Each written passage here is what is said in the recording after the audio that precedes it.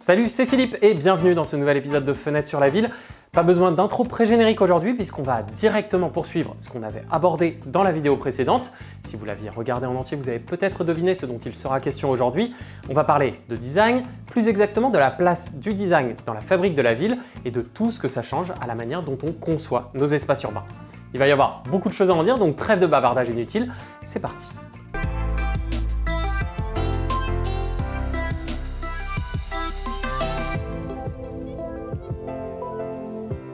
Alors posons la question à 100 millions pour commencer. Pourquoi j'ai envie de vous parler de design aujourd'hui? Eh bien, comme je vous le disais dans la précédente vidéo, on assiste depuis quelques années à un véritable mouvement qui bouleverse la pratique urbanistique et qui consiste, pour le dire vite, à remettre l'usager au cœur des projets urbains. Une belle promesse, mais plus facile à dire qu'à concrétiser dans les faits, parce que, sans vouloir taper sur ma discipline de cœur, l'urbanisme n'est pas forcément la discipline idéale pour remettre cet usager, ce citadin, cet habitant au centre de ses préoccupations. Et c'est donc ici qu'intervient le design, dont la vocation est de réfléchir à la bonne adéquation entre la forme et la fonction, mais toujours au prisme de l'utilisateur final. En soi, le design est déjà largement présent dans nos villes. Le problème, c'est qu'on a tendance à le cantonner à la question du mobilier urbain. Et même si j'ai beaucoup d'affection pour les abribus et les potelets, qui sont des très beaux objets urbains, eh bien c'est un peu bête de le résumer à ça. L'idée est de montrer comment le design peut, à un moment de transition, de mutation urbaine, peut apporter des réponses à l'évolution, à la mutation de la ville. Depuis quelques années émerge donc ce que l'on appelle le design urbain, ce qui n'est pas exactement la même chose, vous l'aurez remarqué, que le design dans l'espace urbain, même si la nuance est évidemment un peu ténue. Il y a même des formations, souvent dans les écoles de design, comme Strat à Lyon ou l'école de design à Nantes, qui se spécialisent et qui apportent un complément un peu différent de ce qu'on a l'habitude de voir dans les écoles d'urbanisme, d'architecture ou de géographie. Le design urbain implique de donner un sens aux espaces dans la ville.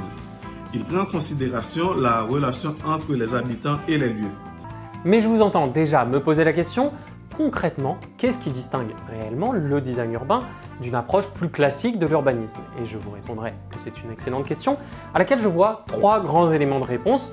Il y en aurait peut-être d'autres, on peut en discuter, les commentaires sont d'ailleurs là pour ça. Tout d'abord, je vois une différence à l'échelle spatiale. Comme je vous le disais tout à l'heure, l'urbanisme a tendance à raisonner à l'échelle macro, celle de la ville dans son ensemble, de la répartition et du zoning des activités, de la gestion des flux, des coutures entre les quartiers, etc. etc. Alors, c'est forcément un peu réducteur, mais il faut bien admettre que quand on raisonne avec comme document de travail des plans locaux d'urbanisme ou des schémas de cohérence et d'organisation des territoires, on ne se met pas forcément à l'échelle de l'habitant. Secondo, et par corollaire, il y a l'échelle de l'usager, de l'habitant. Alors, ne me faites pas dire ce que je n'ai pas dit, l'urbanisme prend évidemment en compte les individus. Le problème, c'est qu'il prend aussi en compte les flux, les activités, le maillage du bâti, que sais-je encore. Et au final, l'habitant, l'usager, n'est qu'un des éléments de la réflexion urbanistique. Prenons un exemple concret. Imaginons une urbaniste qui travaille sur une rue, par exemple sur un projet de piétonisation. Son travail va consister, disons, à mettre en œuvre ce changement de destination en réfléchissant à la bonne manière de reporter les flux automobiles, en définissant de nouveaux usages de la voirie et donc aussi les nouveaux gabarits, etc. etc. Côté design, la donne va être légèrement différente. Le travail de la designer va par exemple consister à repenser la signalétique urbaine ou les supports visuels qui vont ponctuer la rue de manière à matérialiser à l'échelle des passants qu'on entre ici dans un espace piéton qui a été pensé pour eux. Il peut aussi s'agir de construire un mobilier dédié qui va venir se pluguer sur ce nouvel espace en réinvention et qu'il faudra donc concevoir en fonction des personnes qui fréquentent la rue, puisqu'on ne va évidemment pas avoir la même approche selon qu'on soit devant une école, devant un gymnase ou sur un gros boulevard touristique.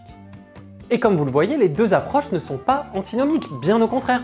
Elles sont complémentaires, elles travaillent main dans la main, l'urbanisme étant davantage sur l'organisation de l'espace, alors que le design est plutôt sur son utilisation.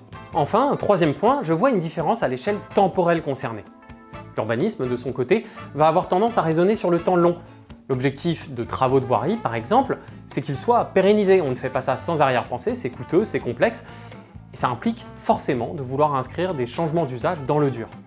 Par corollaire, l'urbanisme va aussi avoir tendance à prédéfinir des usages. Le trottoir, c'est pour les piétons, les pistes cyclables, c'est pour les vélos, et ainsi de suite. A l'inverse, le design s'inscrit davantage sur le court terme, puisqu'à partir du moment où on raisonne à l'échelle de l'usager, on raisonne aussi à l'échelle des usages qui peuvent être fluctuant en fonction des heures, des jours, des saisons. Et on va donc raisonner sur des dispositifs qui sont potentiellement peu coûteux, faciles à installer, faciles aussi à désinstaller. On ne va pas rigidifier des usages, mais au contraire les accompagner dans toute leur diversité.